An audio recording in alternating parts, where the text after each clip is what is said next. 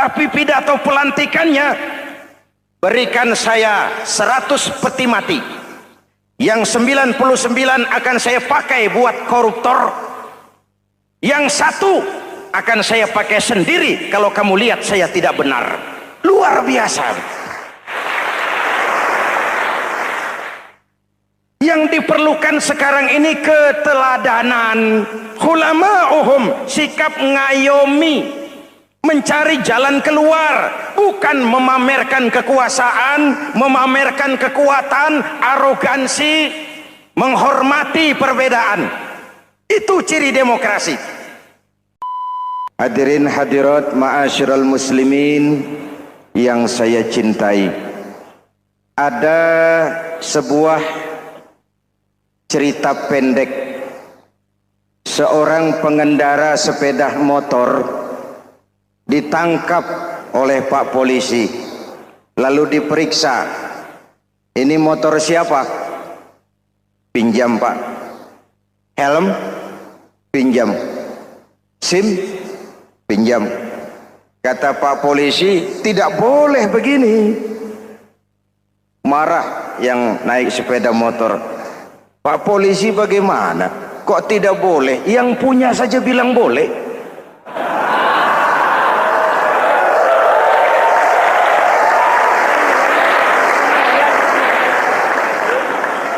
Cerita ini memberikan gambaran bagaimana masyarakat kita sekarang cenderung memboleh-bolehkan diri sendiri, melahirkan permissive society.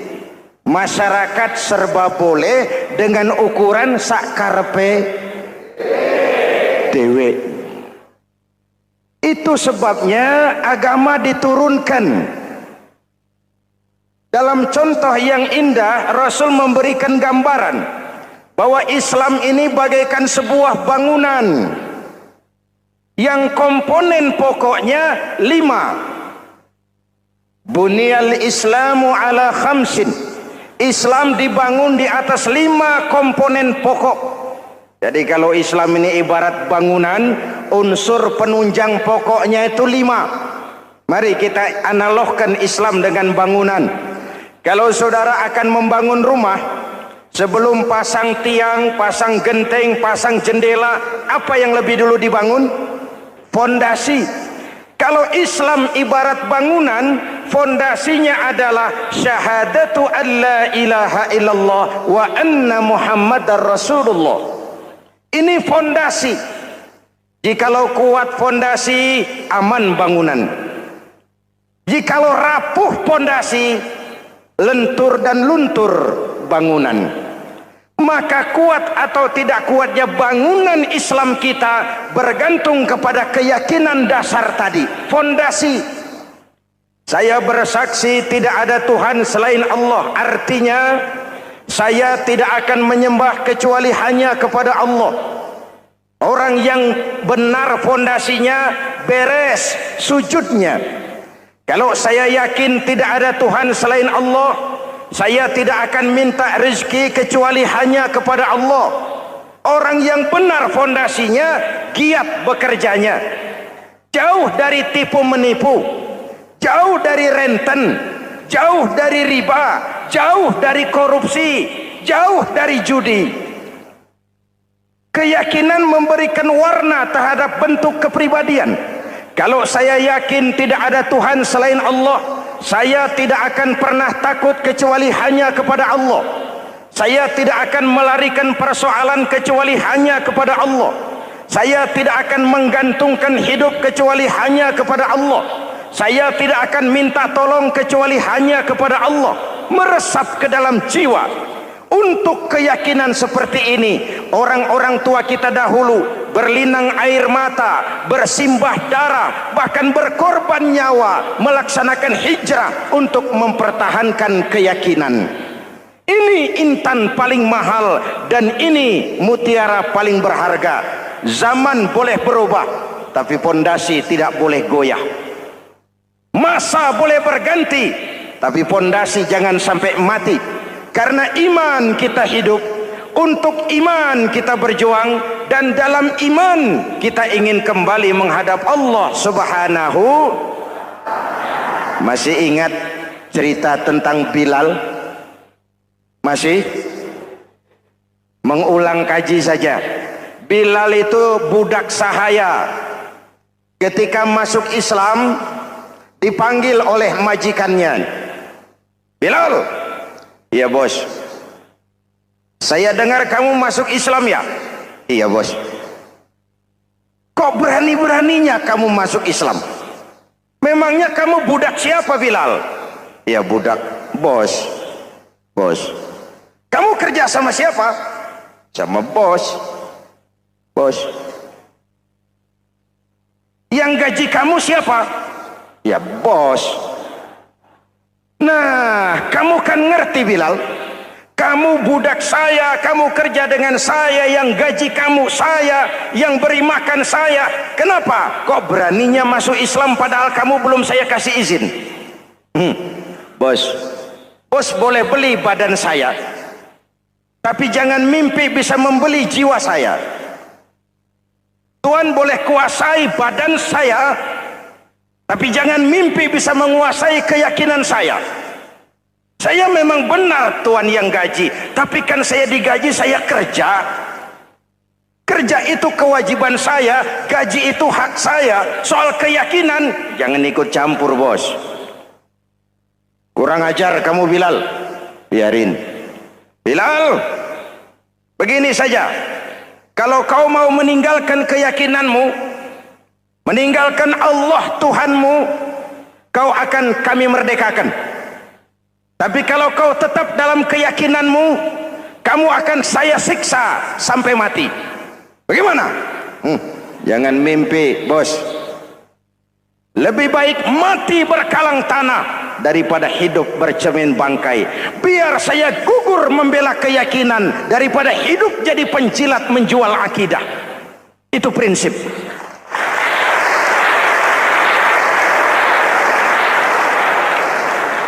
Gendeng kamu. Ayo siksa. Tangannya diikat, dihimpit dengan batu berat, dijemur dengan terik matahari padang pasir, terkelupas kulitnya, mengalir darah dari sekujur badannya, pecah bibirnya. Ayo Bilal, tetap bertuhan Allah dan kau akan mati di sini, atau kembali ke agama lama, kau jadi merdeka. Dari bibir yang pecah itu cuma keluar Allahu Ahad. Bilal budak badannya, merdeka jiwanya, maka namanya ditulis dengan tinta emas dalam sejarah.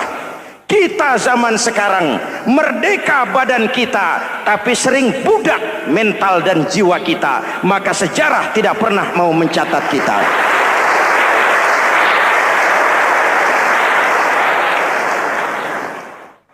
Masyarul muslimin yang saya cintai, fondasi sudah.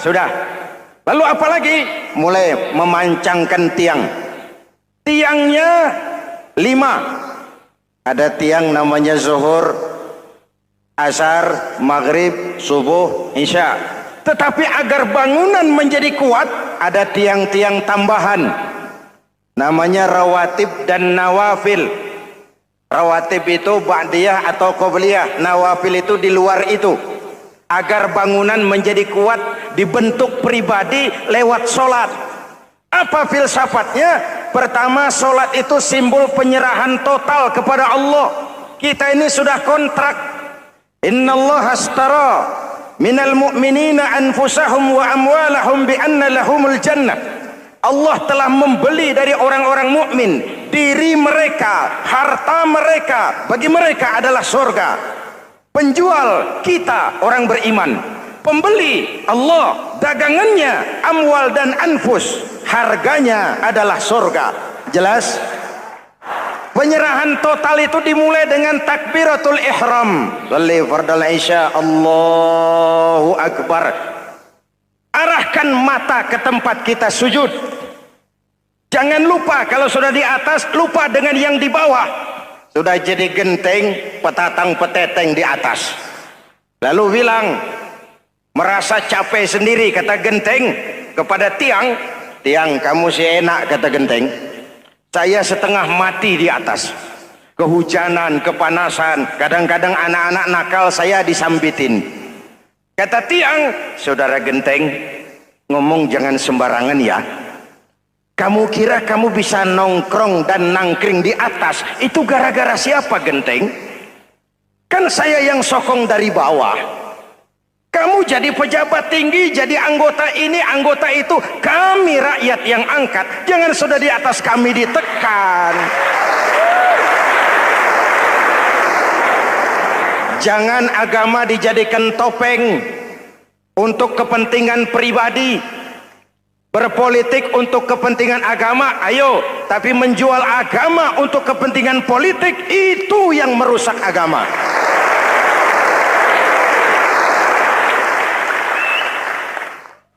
Ini kan kita lagi prihatin sedang meluncur kasus Bulog Gate 2. Innalillahi wa inna ilaihi raji'un. Kita lihat sajalah para petinggi kita sekarang bagaimana menyikapi hukum. Sebab saya dengar ada bargaining, orang takut teriak maling sapi karena DE maling wedus. Tidak berani teriak ada maling sapi karena dia maling kambing. Yang lain maling ayam, dikumpulin ternyata maling semua.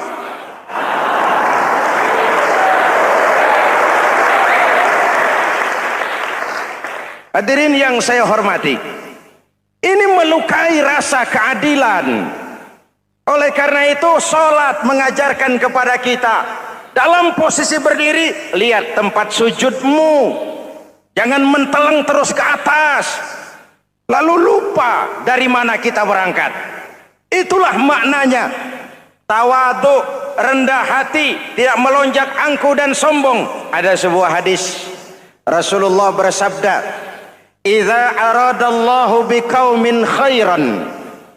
Apabila Allah menginginkan kebaikan kepada satu bangsa, apabila Allah menginginkan kebaikan kepada satu kelompok rakyat, walla alaihim khulama'uhum, maka yang naik jadi pemimpin adalah orang-orang yang santun, orang-orang yang lemah lembut, bukan orang yang menggunakan kekerasan dan tiran, sedikit-sedikit main pecat. Itu terlambat lahir. Mestinya lahir di zaman Hitler, mestinya lahir di zaman Benito Mussolini, atau kalau mau lebih klasik lagi di zaman Fir'aun. Kalau Allah menginginkan kebaikan kepada satu masyarakat, satu bangsa, satu negara, naiklah orang-orang yang santun, yang ngayomi, yang menjadi solusi dan jalan keluar untuk kepentingan rakyatnya, mampu memberikan keteladanan. Saya tertarik dengan pidato Presiden Cina pada saat dilantik. Cina, Presiden Cina pasti tidak tahu Pancasila, pasti tidak kenal Islam, tapi pidato pelantikannya, berikan saya 100 peti mati, yang 99 akan saya pakai buat koruptor, yang satu akan saya pakai sendiri kalau kamu lihat saya tidak benar. Luar biasa. Yang diperlukan sekarang ini keteladanan. Khulama'uhum, sikap ngayomi, mencari jalan keluar, bukan memamerkan kekuasaan, memamerkan kekuatan, arogansi, menghormati perbedaan. Itu ciri demokrasi. Lalu wa qada bainahum ulama'uhum, yang memutuskan hukum adalah pakarnya, ulamanya, mengambil keputusan secara profesional sehingga rakyat beroleh apa yang namanya kepastian hukum, merasa hidup terlindungi, aman dan nyaman. Lalu yang ketiga, wa ja'alal mala fi askhiyaihim, peredaran harta, pergerakan ekonomi berada di tangan orang-orang yang pemurah, yang tidak mau kaya sendiri, tidak mau senyum di atas penderitaan orang lain, menari di atas bangkai saudaranya. Hadirin yang saya hormati, ini cirinya. Tapi sebaliknya kata Nabi, wa idza aradallahu biqaumin syarran, apabila Allah menghendaki kejelekan, keburukan bagi satu bangsa, walla alaihim sufahauhum, yang naik jadi pemimpin orang-orang durjana, orang-orang kurang ajar, tapi dipoles dengan topeng yang bagus. Ini musim topeng. Musim apa? Topeng. Topeng itu apa perlunya? Menyembunyikan wajah asli. Sekarang ini Dracula berwajah Arjuna. Ini musim topeng. Kita rakyat harus hati-hati dan punya filter, mampu memilah dan memilih. Walla alaihim sufahauhum wa qada bainahum juhaluhum, yang memutuskan hukum, yang mengambil keputusan orang-orang bodoh. Wa ja'alal mala fi bukhalaihim, peredaran harta, peredaran ekonomi jatuh di tangan orang-orang yang bakhil, yang tidak punya konsep menciptakan kemakmuran yang merata bagi seluruh rakyat Indonesia.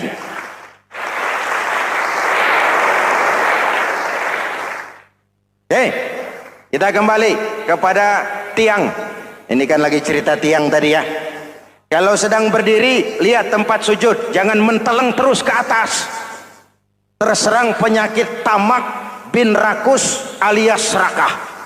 Nah, selesai. Anggota badan yang paling terhormat ini kepala. Ketika sujud, sama rendahnya dengan telapak kaki. Allahu Akbar, yang besar cuma Allah. Apa bedanya saya dengan saudara? Tidak ada, kecuali saya ngomong saudara dengerin. Kita sama-sama beribadah, sama-sama mencari nilai tambah di hadapan Allah. Apa saya lebih penting dari saudara? Belum tentu. Apa saya lebih hebat dari saudara? Belum tentu. Perasaan lebih penting, lebih hebat, lebih jago setan. Jelas? Ayo tundukkan kepala, dia sama rendahnya dengan telapak kaki kita. Yang besar cuma Allah. Allahu Akbar. Lalu diakhiri dengan menebarkan salam. Assalamualaikum warahmatullah. Assalamualaikum warahmatullah. Menebarkan salam, mewujudkan rasa aman, damai, bukan menimbulkan keresahan. Hadirin yang saya hormati, ini karakteristik kita. Selesai sholat, kembali ke masyarakat, ajaran salam diterjemahkan. Apa? Rasulullah sallallahu alaihi wasallam bersabda, "Ufsus salam, wasilul arham, wa at'imut ta'am, wa sallu bil laili wan nasu niyam, tadkhulul jannata bisalam." Pertama, ufsus salam, tebarkan salam. Tebarkan salam itu bukan cuma kalau ketemu orang, assalamualaikum, assalamualaikum. Iya, itu zahirnya. Tetapi hidup di tengah masyarakat memberikan rasa aman, rasa damai, menjadi pengayom bagi lingkungan, menjadi rahmah bagi semesta. Dalam Islam jangankan manusia, binatang saja dilindungi kok. Betul? Betul? Coba kalau belajar istinja itu kan makruh buang air kecil di tanah yang berlubang. Kenapa? Pertama, melindungi binatang yang ada dalam lubang. Siapa tahu di lubang yang saudara kencingi ada semut sedang rapat membahas Bologet jilid 2. Apa dosanya lalu mati dikencingi? Ini namanya rahmatan lis semut. Binatang saja dilindungi. Ada hadis, kalau kamu menyembelih hewan, sembelilah dengan cara yang terbaik. Jangan menyembelih ayam dengan pisau tumpul. Ini ajaran apa? Ajaran tentang beri kebinatangan. Rahmatan, memberikan rahmah, salam, keselamatan dan kedamaian kepada masyarakat lingkungan. Itu misi seorang muslim.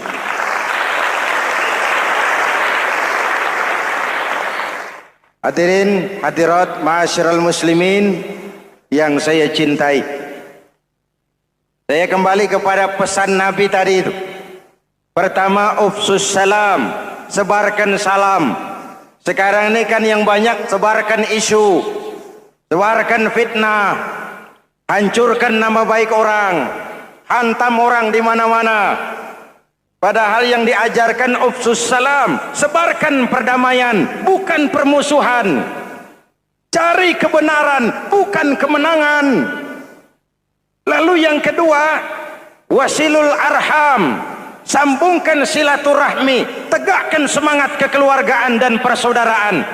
Karena kita sudah diikat dengan tali akidah.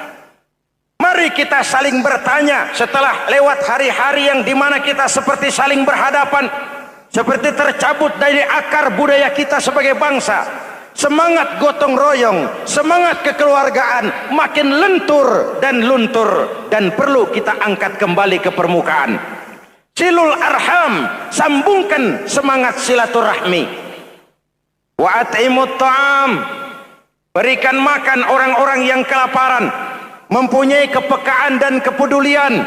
Jangan menari di atas penderitaan orang, jangan tersenyum di atas isak tangis tetangga.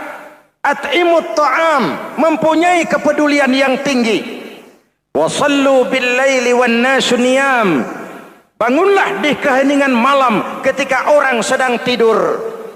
Istilah saya, kalau mau telepon Allah, jangan lupa nomor teleponnya, 44342. Jumlahnya 17. Zuhur, asar, maghrib, isya, subuh, 44342.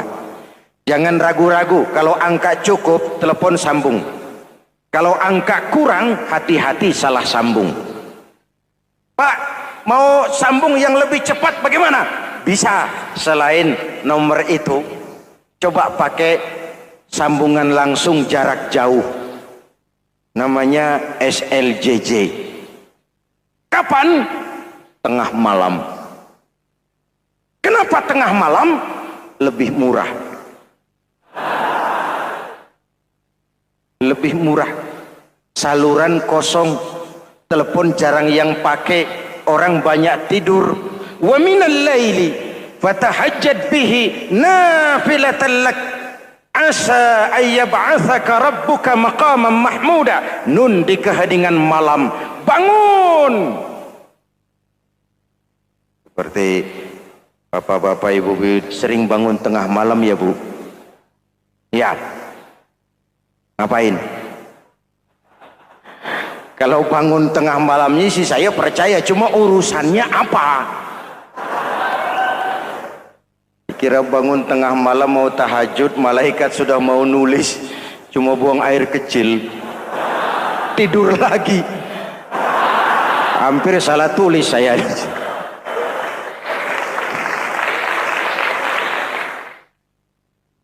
Baik, fondasi sudah Pak, tiang siap, siap.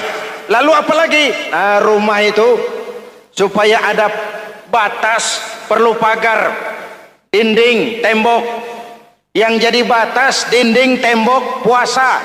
Asyamu junnatun, puasa adalah dinding, benteng yang menyelamatkan manusia jangan sampai menyentuh wilayah lain. Ada batas-batas dan norma yang diindahkan.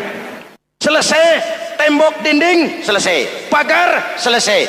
Lah rumah itu supaya bersih, kan harus ada kamar mandi, jendela, pintu, yang fungsinya membersihkan zakat.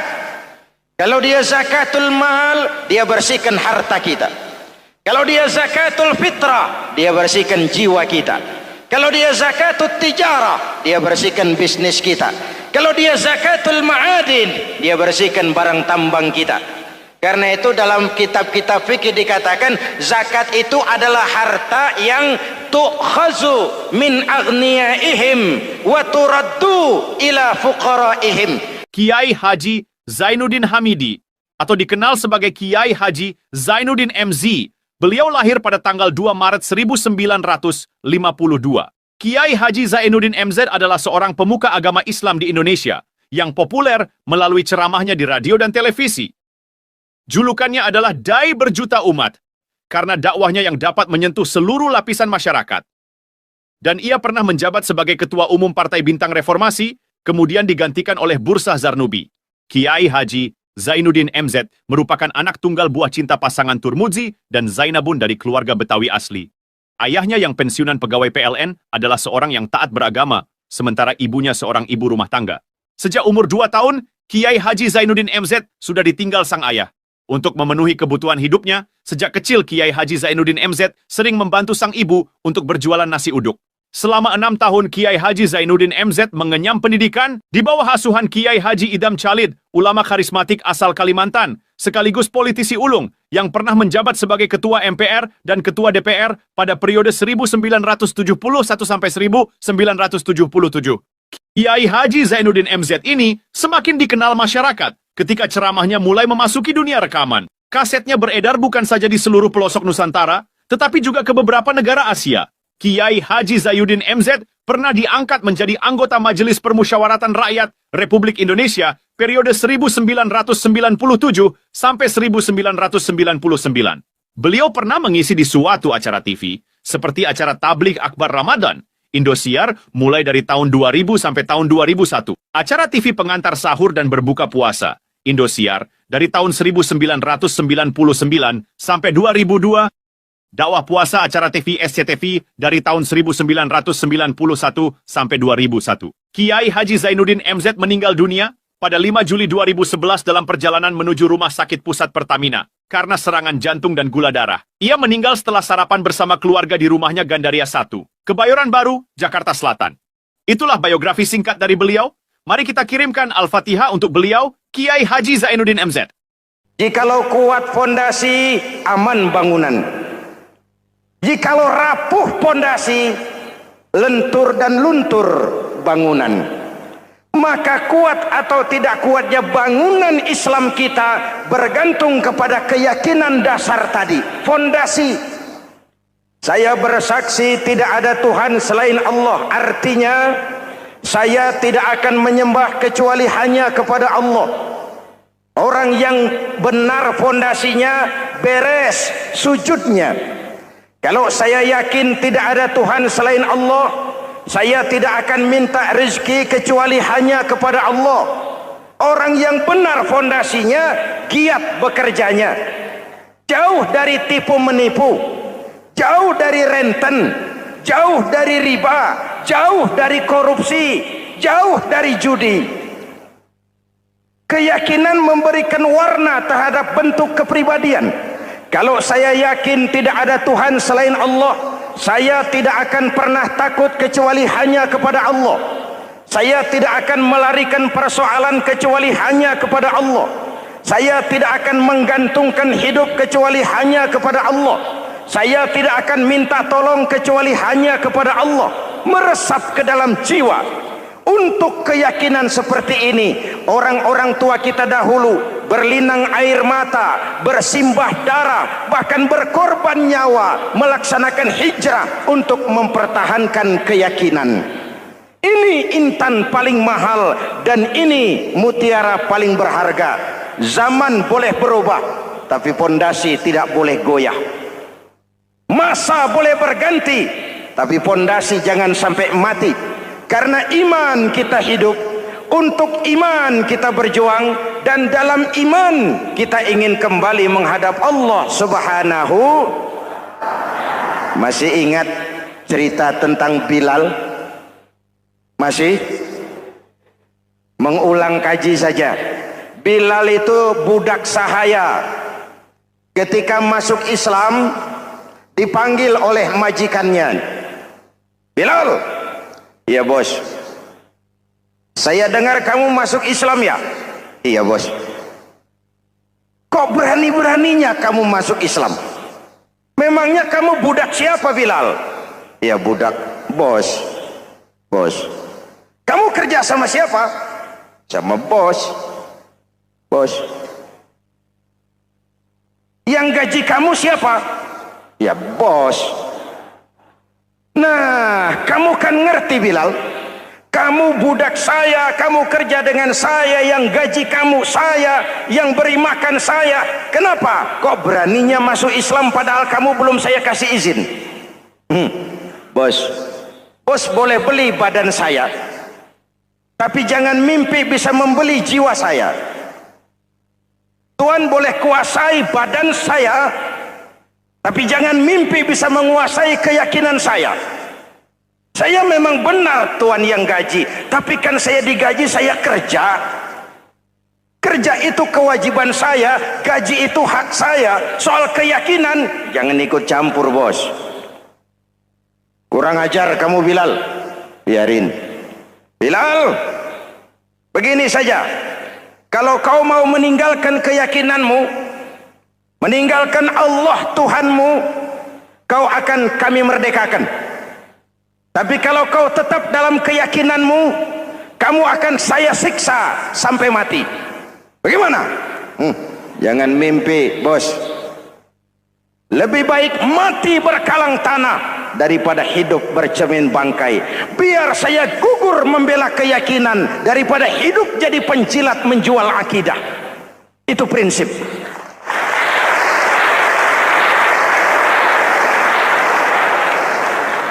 Gendeng kamu. Ayo, siksa. Tangannya diikat, dihimpit dengan batu berat, dijemur dengan terik matahari padang pasir, terkelupas kulitnya, mengalir darah dari sekujur badannya, pecah bibirnya. Ayo Bilal, tetap bertuhan Allah dan kau akan mati di sini, atau kembali ke agama lama, kau jadi merdeka. Dari bibir yang pecah itu cuma keluar Allahu Ahad. Bilal budak badannya, merdeka jiwanya, maka namanya ditulis dengan tinta emas dalam sejarah. Kita zaman sekarang merdeka badan kita, tapi sering budak mental dan jiwa kita, maka sejarah tidak pernah mau mencatat kita.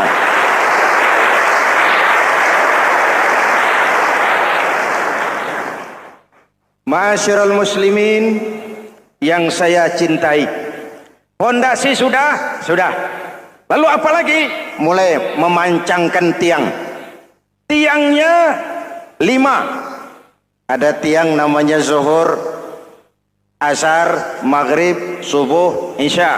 Tetapi agar bangunan menjadi kuat, ada tiang-tiang tambahan. Namanya rawatib dan nawafil. Rawatib itu ba'diyah atau qobliyah, nawafil itu di luar itu. Agar bangunan menjadi kuat, dibentuk pribadi lewat solat. Apa filsafatnya? Pertama, solat itu simbol penyerahan total kepada Allah. Kita ini sudah kontrak. Innallaha astara minal mu'minina anfusahum wa amwalahum bi anna lahumul jannah. Allah telah membeli dari orang-orang mukmin diri mereka, harta mereka, bagi mereka adalah surga. Penjual kita orang beriman, pembeli Allah, dagangannya amwal dan anfus, harganya adalah surga. Jelas? Penyerahan total itu dimulai dengan takbiratul ihram. Shalli fardal isya, Allahu akbar. Arahkan mata ke tempat kita sujud. Jangan lupa kalau sudah di atas, lupa dengan yang di bawah. Sudah jadi genteng, petatang peteteng di atas. Lalu bilang, merasa capek sendiri, kata genteng kepada tiang. Tiang, kamu sih enak, kata genteng. Saya setengah mati di atas. Kehujanan, kepanasan, kadang-kadang anak-anak nakal saya disambitin. Kata tiang, saudara genteng, ngomong jangan sembarangan ya. Kamu kira kamu bisa nongkrong dan nangkring di atas, itu gara-gara siapa genteng? Kan saya yang sokong dari bawah. Kamu jadi pejabat tinggi, jadi anggota ini, anggota itu. Kami rakyat yang angkat, jangan sudah di atas kami ditekan. Jangan agama dijadikan topeng. untuk kepentingan pribadi, berpolitik untuk kepentingan agama, ayo, tapi menjual agama untuk kepentingan politik, itu yang merusak agama.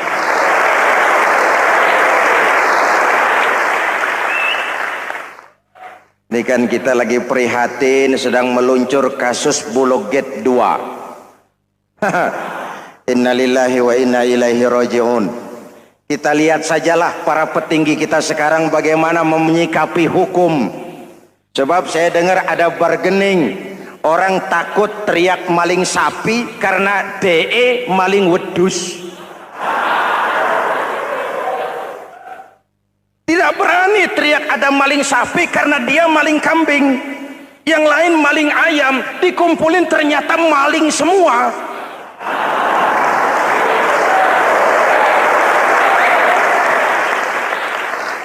Hadirin yang saya hormati, ini melukai rasa keadilan. Oleh karena itu sholat mengajarkan kepada kita, dalam posisi berdiri, lihat tempat sujudmu. Jangan menteleng terus ke atas, lalu lupa dari mana kita berangkat. Itulah maknanya tawadhu, rendah hati, tidak melonjak angku dan sombong. Ada sebuah hadis Rasulullah bersabda, "Idza aradallahu biqaumin khairan." Apabila Allah menginginkan kebaikan kepada satu bangsa, apabila Allah menginginkan kebaikan kepada satu kelompok rakyat, walla alaihim khulama'uhum, maka yang naik jadi pemimpin adalah orang-orang yang santun, orang-orang yang lemah lembut, bukan orang yang menggunakan kekerasan dan tiran, sedikit-sedikit main pecat. Itu terlambat lahir. Mestinya lahir di zaman Hitler, mestinya lahir di zaman Benito Mussolini, atau kalau mau lebih klasik lagi di zaman Fir'aun. Kalau Allah menginginkan kebaikan kepada satu masyarakat, satu bangsa, satu negara, naiklah orang-orang yang santun, yang ngayomi, yang menjadi solusi dan jalan keluar untuk kepentingan rakyatnya, mampu memberikan keteladanan. Saya tertarik dengan pidato Presiden Cina pada saat dilantik. Cina, Presiden Cina pasti tidak tahu Pancasila, pasti tidak kenal Islam, tapi pidato pelantikannya, berikan saya 100 peti mati, yang 99 akan saya pakai buat koruptor, yang satu akan saya pakai sendiri kalau kamu lihat saya tidak benar. Luar biasa. Yang diperlukan sekarang ini keteladanan, khulama'uhum, sikap ngayomi, mencari jalan keluar, bukan memamerkan kekuasaan, memamerkan kekuatan, arogansi, menghormati perbedaan. Itu ciri demokrasi.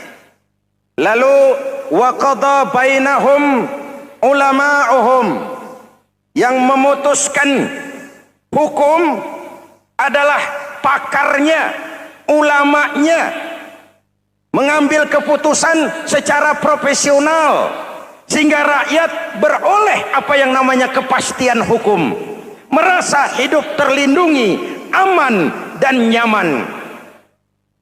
Lalu yang ketiga, wa ja'alal mala fi askhiyaihim, peredaran harta, pergerakan ekonomi berada di tangan orang-orang yang pemurah, yang tidak mau kaya sendiri, tidak mau senyum di atas penderitaan orang lain, menari di atas bangkai saudaranya. Hadirin yang saya hormati, ini cirinya. Tapi sebaliknya kata Nabi, wa idza aradallahu biqaumin syarran, apabila Allah menghendaki kejelekan, keburukan bagi satu bangsa, walla alaihim sufahauhum, yang naik jadi pemimpin orang-orang durjana, orang-orang kurang ajar, tapi dipoles dengan topeng yang bagus. Hei, hei, ini musim topeng. Musim apa? Topeng. Topeng itu apa perlunya? Menyembunyikan wajah asli. Sekarang ini Dracula berwajah Arjuna. Ini musim topeng. Kita rakyat harus hati-hati dan punya filter, mampu memilah dan memilih. Walla alaihim sufaha'uhum wa qada bainahum juhaluhum. Yang memutuskan hukum, yang mengambil keputusan orang-orang bodoh. Wa ja'alal mala fi bukhalaihim. Peredaran harta, peredaran ekonomi jatuh di tangan orang-orang yang bakhil, yang tidak punya konsep menciptakan kemakmuran yang merata bagi seluruh rakyat Indonesia.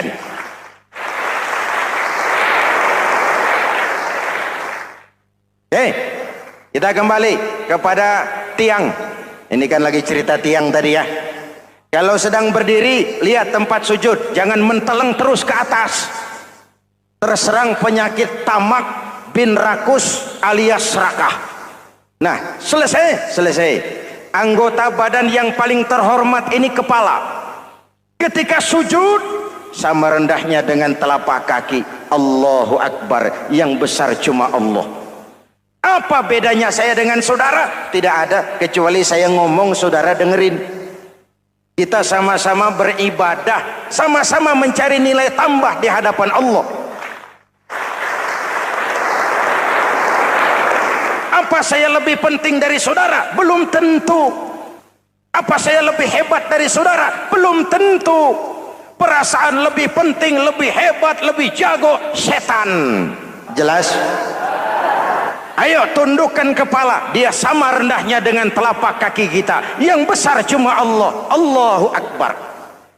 Lalu diakhiri dengan menebarkan salam. Assalamualaikum warahmatullah. Assalamualaikum warahmatullah. Menebarkan salam. Mewujudkan rasa aman, damai. Bukan menimbulkan keresahan. Hadirin yang saya hormati. Ini karakteristik kita. Selesai sholat, kembali ke masyarakat, ajaran salam diterjemahkan. Apa? Rasulullah sallallahu alaihi wasallam bersabda, "Ufsus salam, wasilul arham, wa at'imut ta'am, wa sallu bil laili wan nas niyam, tadkhulul jannata bisalam." Pertama, ufsus salam, tebarkan salam. Tebarkan salam itu bukan cuma kalau ketemu orang assalamualaikum, assalamualaikum. Iya, itu zahirnya. Tetapi hidup di tengah masyarakat memberikan rasa aman, rasa damai, menjadi pengayom bagi lingkungan, menjadi rahmah bagi semesta. Dalam Islam jangankan manusia, binatang saja dilindungi kok. Betul? Betul? Coba kalau belajar istinja itu kan makruh buang air kecil di tanah yang berlubang. Kenapa? Pertama, melindungi binatang yang ada dalam lubang. Siapa tahu di lubang yang saudara kencingi ada semut sedang rapat. Membahas Bologet jilid 2. Apa dosanya lalu mati dikencingi? Ini namanya rahmatan lis semut. Binatang saja dilindungi. Ada hadis, kalau kamu menyembelih hewan, sembelilah dengan cara yang terbaik. Jangan menyembelih ayam dengan pisau tumpul. Ini ajaran apa? Ajaran tentang peri kebinatangan. Rahmatan, memberikan rahmah, salam, keselamatan dan kedamaian kepada masyarakat lingkungan. Itu misi seorang muslim.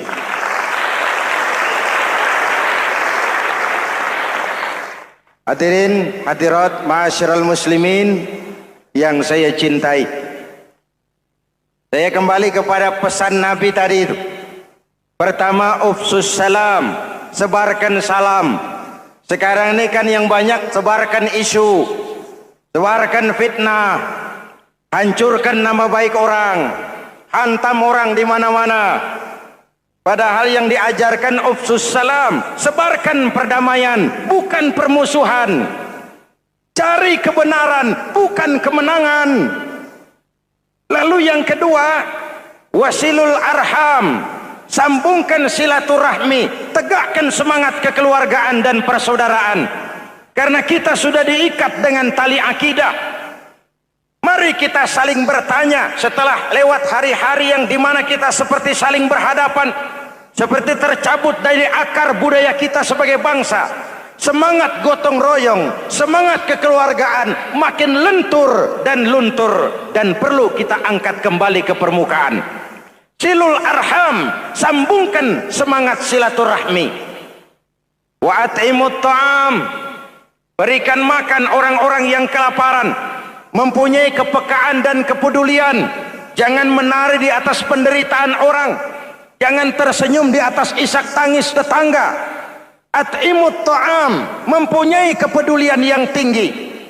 Wasallu bil laili wan nasu niyam, bangunlah di keheningan malam ketika orang sedang tidur. Istilah saya, kalau mau telepon Allah, jangan lupa nomor teleponnya, 44342. Jumlahnya 17. Zuhur, asar, maghrib, isya, subuh, 44342. Jangan ragu-ragu, kalau angka cukup telepon sambung. Kalau angka kurang, hati-hati salah sambung. Pak, mau sambung yang lebih cepat bagaimana? Bisa, selain nomor itu, coba pakai sambungan langsung jarak jauh, namanya SLJJ. Kapan? Tengah malam. Kenapa tengah malam? Lebih murah. Lebih murah. Saluran kosong, telepon jarang yang pakai, orang banyak tidur. Wa minal laili fatahajjad bihi nafilatan lak asa ayyab'atsaka rabbuka maqaman mahmuda. Nun, di keheningan malam bangun. Seperti bapak-bapak, ibu-ibu sering bangun tengah malam ya Bu? Ya. Ngapain? Kalau bangun tengah malamnya sih saya percaya, cuma urusannya apa? Kira bangun tengah malam mau tahajud, malaikat sudah mau nulis, cuma buang air kecil, tidur lagi. Hampir salah tulis saya.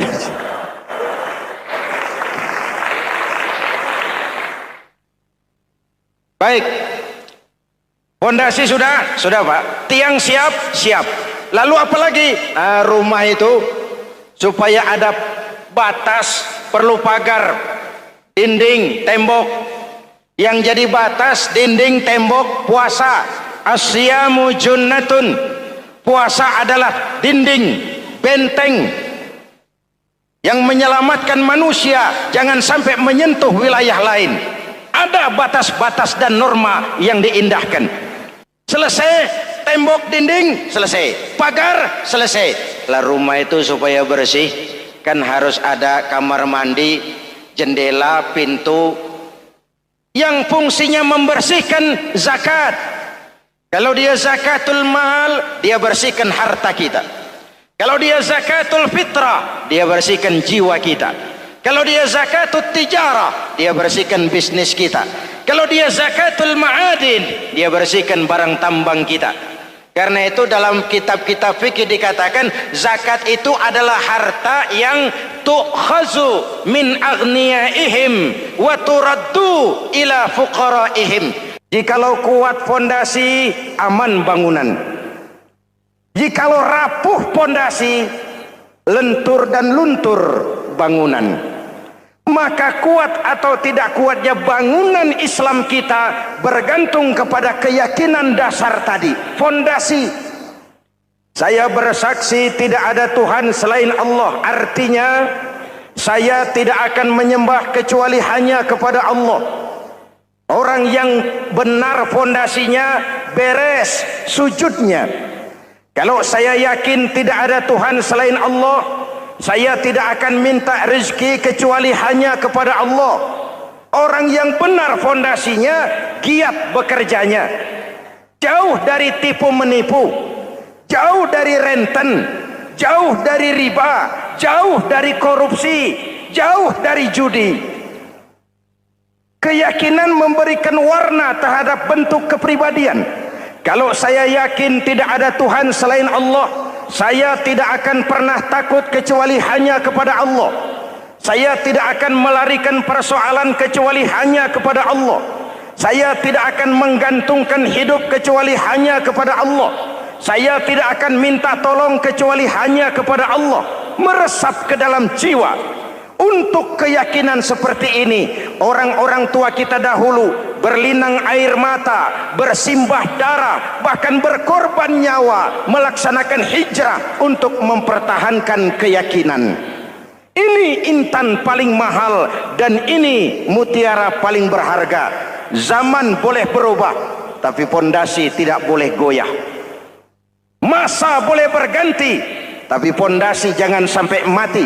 Karena iman kita hidup, untuk iman kita berjuang, dan dalam iman kita ingin kembali menghadap Allah Subhanahu.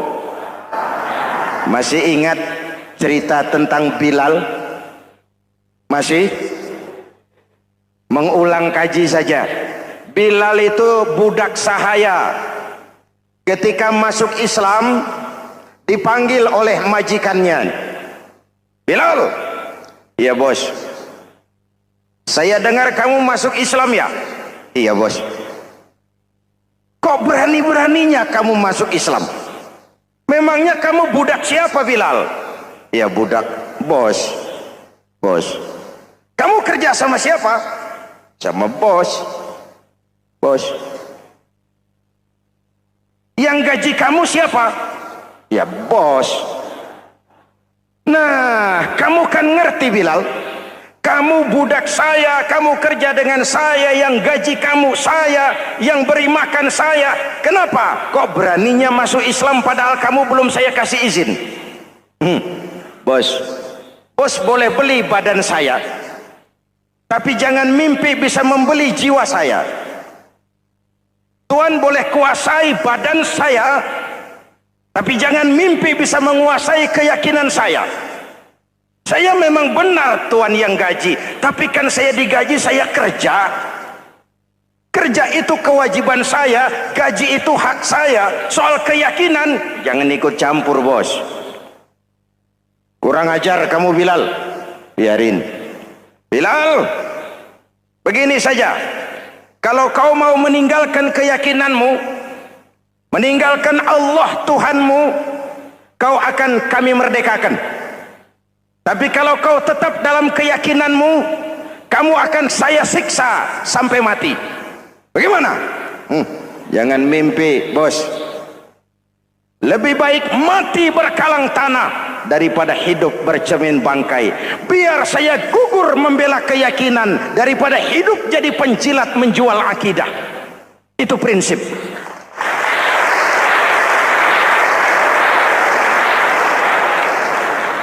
Gendeng kamu. Ayo, siksa. Tangannya diikat, dihimpit dengan batu berat, dijemur dengan terik matahari padang pasir, terkelupas kulitnya, mengalir darah dari sekujur badannya, pecah bibirnya. Ayo Bilal, tetap bertuhan Allah dan kau akan mati di sini, atau kembali ke agama lama, kau jadi merdeka. Dari bibir yang pecah itu cuma keluar Allahu Ahad. Bilal budak badannya, merdeka jiwanya, maka namanya ditulis dengan tinta emas dalam sejarah.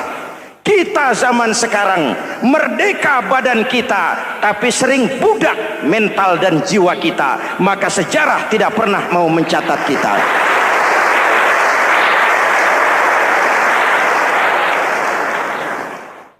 Masyarul muslimin yang saya cintai, fondasi sudah. Lalu apa lagi? Mulai memancangkan tiang. Tiangnya 5. Ada tiang namanya zuhur, asar, maghrib, subuh, isya. Tetapi agar bangunan menjadi kuat, ada tiang-tiang tambahan, namanya rawatib dan nawafil.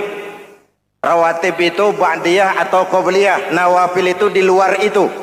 Agar bangunan menjadi kuat, dibentuk pribadi lewat sholat. Apa filsafatnya? Pertama, sholat itu simbol penyerahan total kepada Allah. Kita ini sudah kontrak. Innallaha astara minal mu'minina anfusahum wa amwalahum bi anna lahumul jannah. Allah telah membeli dari orang-orang mukmin diri mereka, harta mereka, bagi mereka adalah surga. Penjual kita orang beriman, pembeli Allah, dagangannya amwal dan anfus, harganya adalah surga. Jelas? Penyerahan total itu dimulai dengan takbiratul ihram. Shalli fardal isya, Allahu akbar. Arahkan mata ke tempat kita sujud. Jangan lupa kalau sudah di atas, lupa dengan yang di bawah. Sudah jadi genteng, petatang peteteng di atas. Lalu bilang, merasa capek sendiri, kata genteng kepada tiang. Tiang, kamu sih enak, kata genteng. Saya setengah mati di atas. Kehujanan, kepanasan, kadang-kadang anak-anak nakal saya disambitin. Kata tiang, saudara genteng, ngomong jangan sembarangan ya. Kamu kira kamu bisa nongkrong dan nangkring di atas, itu gara-gara siapa genteng? Kan saya yang sokong dari bawah. Kamu jadi pejabat tinggi, jadi anggota ini, anggota itu. Kami rakyat yang angkat, jangan sudah di atas kami ditekan. Jangan agama dijadikan topeng untuk kepentingan pribadi. Berpolitik untuk kepentingan agama, ayo. Tapi menjual agama untuk kepentingan politik, itu yang merusak agama.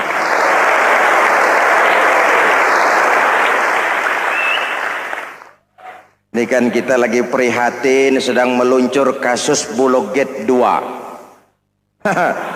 Innalillahi wa inna ilaihi raji'un. Kita lihat sajalah para petinggi kita sekarang bagaimana menyikapi hukum.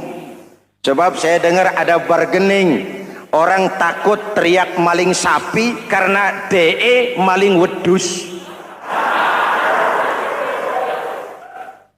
Tidak berani teriak ada maling sapi karena dia maling kambing. Yang lain maling ayam, dikumpulin ternyata maling semua.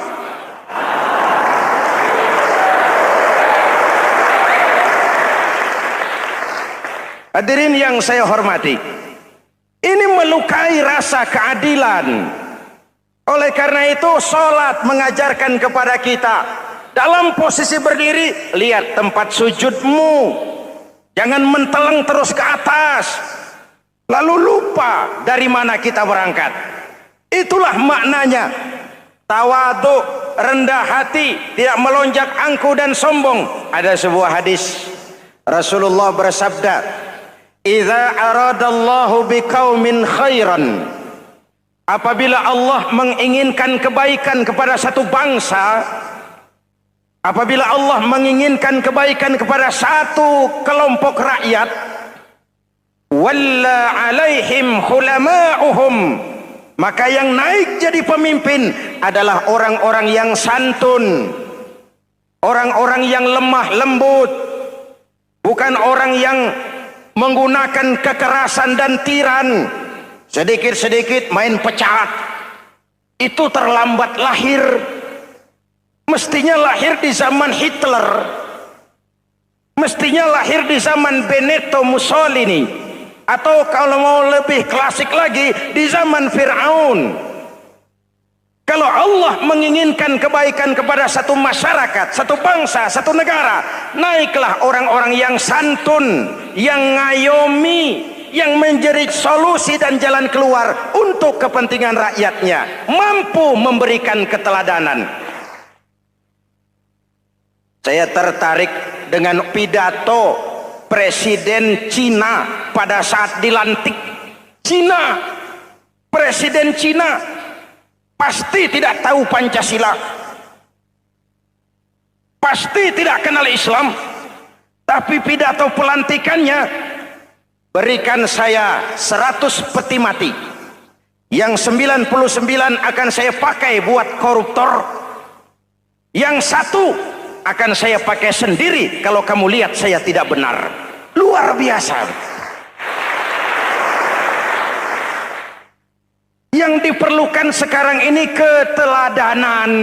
Hulama'uhum, sikap ngayomi, mencari jalan keluar, bukan memamerkan kekuasaan, memamerkan kekuatan, arogansi, menghormati perbedaan. Itu ciri demokrasi. Lalu wa qada bainahum ulama'uhum, yang memutuskan hukum adalah pakarnya, ulamanya, mengambil keputusan secara profesional sehingga rakyat beroleh apa yang namanya kepastian hukum, merasa hidup terlindungi, aman dan nyaman. Lalu yang ketiga,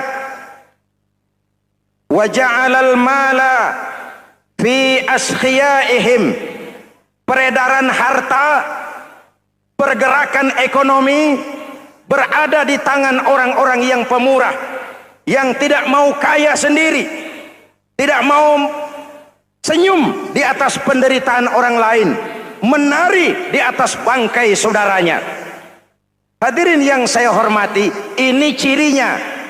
Tapi sebaliknya kata Nabi, wa idza aradallahu biqaumin syarran, apabila Allah menghendaki kejelekan, keburukan bagi satu bangsa, walla alaihim sufaha'uhum, yang naik jadi pemimpin orang-orang durjana, orang-orang kurang ajar, tapi dipoles dengan topeng yang bagus. Hei, hei, ini musim topeng. Musim apa? Topeng. Topeng itu apa perlunya? Menyembunyikan wajah asli. Sekarang ini Dracula berwajah Arjuna. Ini musim topeng. Kita rakyat harus hati-hati dan punya filter, mampu memilah dan memilih. Walla alaihim sufaha'uhum wa qada bainahum juhaluhum, yang memutuskan hukum, yang mengambil keputusan orang-orang bodoh. Wa ja'alal mala fi bukhalaihim, peredaran harta, peredaran ekonomi jatuh di tangan orang-orang yang bakhil, yang tidak punya konsep menciptakan kemakmuran yang merata bagi seluruh rakyat Indonesia.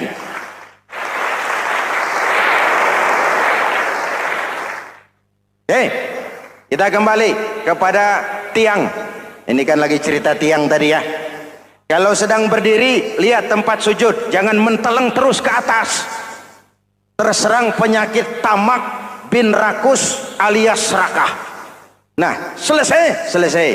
Anggota badan yang paling terhormat ini kepala.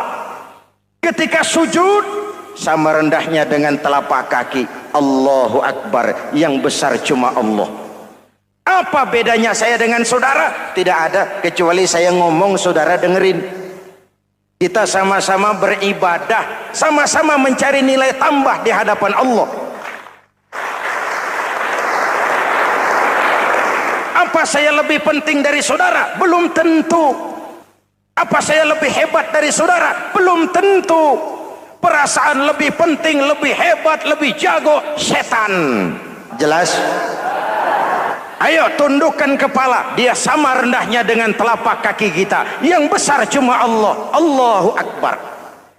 Lalu diakhiri dengan menebarkan salam. Assalamualaikum warahmatullah. Assalamualaikum warahmatullah.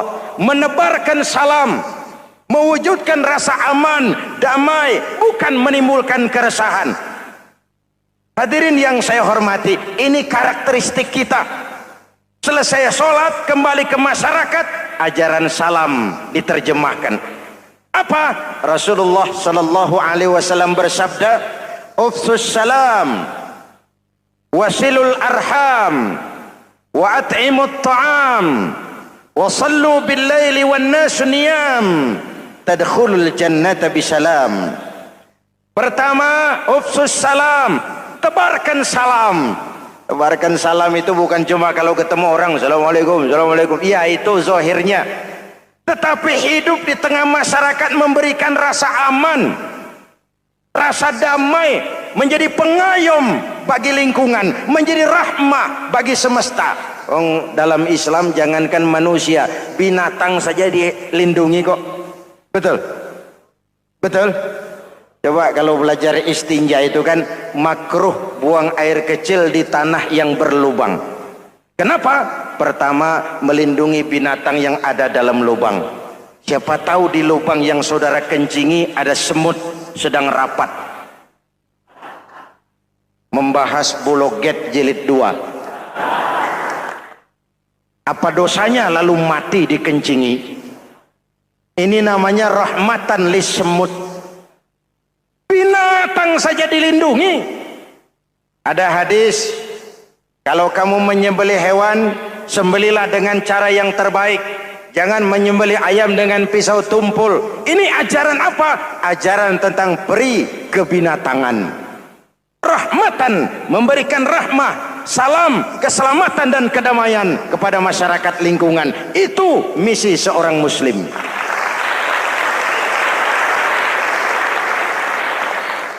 Hadirin hadirat ma'asyiral muslimin yang saya cintai, saya kembali kepada pesan Nabi tadi itu.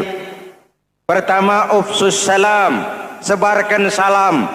Sekarang ini kan yang banyak sebarkan isu, sebarkan fitnah, hancurkan nama baik orang, hantam orang di mana-mana. Padahal yang diajarkan ufsus salam, sebarkan perdamaian, bukan permusuhan. Cari kebenaran, bukan kemenangan. Lalu yang kedua, wasilul arham, sambungkan silaturahmi, tegakkan semangat kekeluargaan dan persaudaraan. Karena kita sudah diikat dengan tali akidah. Mari kita saling bertanya setelah lewat hari-hari yang dimana kita seperti saling berhadapan, seperti tercabut dari akar budaya kita sebagai bangsa. Semangat gotong royong, semangat kekeluargaan makin lentur dan luntur, dan perlu kita angkat kembali ke permukaan. Silul arham, sambungkan semangat silaturahmi. Wa at'imut ta'am, berikan makan orang-orang yang kelaparan. Mempunyai kepekaan dan kepedulian. Jangan menari di atas penderitaan orang, jangan tersenyum di atas isak tangis tetangga. At'imut ta'am, mempunyai kepedulian yang tinggi. Wasallu bil laili wan nasu niyam, bangunlah di keheningan malam ketika orang sedang tidur. Istilah saya, kalau mau telepon Allah, jangan lupa nomor teleponnya itu 44342. Jumlahnya 17. Zuhur, asar, maghrib, isya, subuh 44342. Jangan ragu-ragu. Kalau angka cukup, telepon sambung. Kalau angka kurang, hati-hati salah sambung. Pak, mau sambung yang lebih cepat bagaimana? Bisa. Selain nomor itu, coba pakai sambungan langsung jarak jauh. Namanya SLJJ. Kapan? Tengah malam. Kenapa tengah malam? Lebih murah. Lebih murah. Saluran kosong, telepon jarang yang pakai, orang banyak tidur. Wa minal laili fatahajjad bihi nafilatan lak asa ayyab'atsaka rabbuka maqaman mahmuda. Nun di keheningan malam, bangun. Seperti bapak-bapak, ibu-ibu sering bangun tengah malam ya Bu? Ya. Ngapain? Kalau bangun tengah malamnya sih saya percaya, cuma urusannya apa? Kira bangun tengah malam mau tahajud, malaikat sudah mau nulis, cuma buang air kecil, tidur lagi. Hampir salah tulis saya.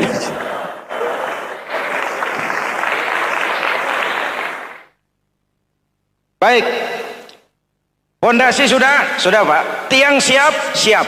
Lalu apa lagi? Nah, rumah itu supaya ada batas, perlu pagar, dinding, tembok. Yang jadi batas, dinding, tembok, puasa. Asyamu junnatun. Puasa adalah dinding, benteng yang menyelamatkan manusia jangan sampai menyentuh wilayah lain. Ada batas-batas dan norma yang diindahkan. Selesai, tembok, dinding, selesai. Pagar, selesai. Lah rumah itu supaya bersih kan harus ada kamar mandi, jendela, pintu yang fungsinya membersihkan zakat. Kalau dia zakatul mal, dia bersihkan harta kita. Kalau dia zakatul fitrah, dia bersihkan jiwa kita. Kalau dia zakatul tijarah, dia bersihkan bisnis kita. Kalau dia zakatul ma'adin, dia bersihkan barang tambang kita. Karena itu dalam kitab-kitab fikih dikatakan zakat itu adalah harta yang tu'khazu min aghniyaihim wa turaddu ila fuqaraihim. Kiai Haji Zainuddin Hamidi, atau dikenal sebagai Kiai Haji Zainuddin MZ, beliau lahir pada tanggal 2 Maret 1952. Kiai Haji Zainuddin MZ adalah seorang pemuka agama Islam di Indonesia yang populer melalui ceramahnya di radio dan televisi. Julukannya adalah Dai Berjuta Umat, karena dakwahnya yang dapat menyentuh seluruh lapisan masyarakat. Dan ia pernah menjabat sebagai Ketua Umum Partai Bintang Reformasi, kemudian digantikan oleh Bursah Zarnubi. Kiai Haji Zainuddin MZ merupakan anak tunggal buah cinta pasangan Turmuzi dan Zainabun dari keluarga Betawi asli. Ayahnya yang pensiunan pegawai PLN adalah seorang yang taat beragama, sementara ibunya seorang ibu rumah tangga. Sejak umur 2 tahun, Kiai Haji Zainuddin MZ sudah ditinggal sang ayah. Untuk memenuhi kebutuhan hidupnya, sejak kecil Kiai Haji Zainuddin MZ sering membantu sang ibu untuk berjualan nasi uduk. Selama 6 tahun Kiai Haji Zainuddin MZ mengenyam pendidikan di bawah asuhan Kiai Haji Idam Chalid, ulama karismatik asal Kalimantan, sekaligus politisi ulung yang pernah menjabat sebagai Ketua MPR dan Ketua DPR pada periode 1971 sampai 1977. Kiai Haji Zainuddin MZ ini semakin dikenal masyarakat ketika ceramahnya mulai memasuki dunia rekaman. Kasetnya beredar bukan saja di seluruh pelosok Nusantara, tetapi juga ke beberapa negara Asia. Kiai Haji Zainuddin MZ pernah diangkat menjadi anggota Majelis Permusyawaratan Rakyat Republik Indonesia periode 1997 sampai 1999. Beliau pernah mengisi di suatu acara TV seperti acara Tabligh Akbar Ramadan, Indosiar mulai dari tahun 2000 sampai tahun 2001. Acara TV pengantar sahur dan berbuka puasa, Indosiar dari tahun 1999 sampai 2002. Dakwah puasa acara TV SCTV dari tahun 1991 sampai 2001. Kiai Haji Zainuddin MZ meninggal dunia pada 5 Juli 2011 dalam perjalanan menuju Rumah Sakit Pusat Pertamina karena serangan jantung dan gula darah. Ia meninggal setelah sarapan bersama keluarga di rumahnya Gandaria 1, Kebayoran Baru, Jakarta Selatan. Itulah biografi singkat dari beliau. Mari kita kirimkan Al-Fatihah untuk beliau, Kiai Haji Zainuddin MZ.